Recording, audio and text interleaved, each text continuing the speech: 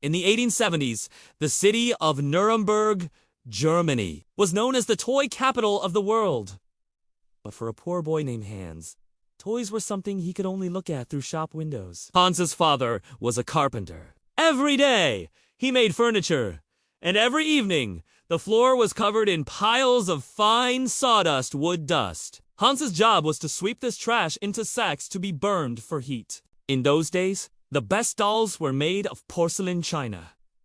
They were beautiful, but they were incredibly fragile. If a child dropped a porcelain doll, it shattered, and the child would cry. They were also very expensive, so poor children usually played with hard, blocky wooden sticks. Hans wanted to make a doll for his little sister, Greta, but he couldn't carve wood very well, and he certainly couldn't afford porcelain. One day, while cleaning a spill of wood glue into the sawdust pile, he noticed something. The wet sawdust and glue formed a thick, sticky dough. He picked it up and squeezed it. It held its shape. Hans had an idea. He took a sack of the fine sawdust trash. He mixed it with glue and a little flour and water. It became a smooth, moldable paste.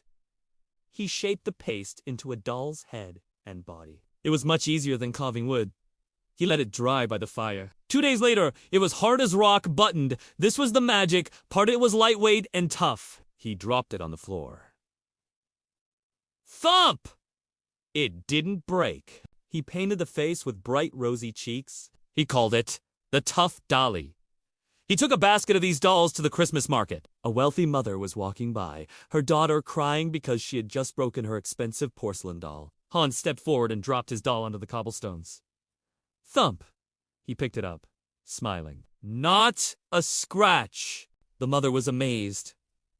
An unbreakable doll, she asked. Hans sold out in 1 hour! He wasn't selling beauty like the porcelain shops. He was selling playtime that lasts. He had invented a primitive form of composite material, turning his father's floor sweepings into the most popular toy in Nuremberg.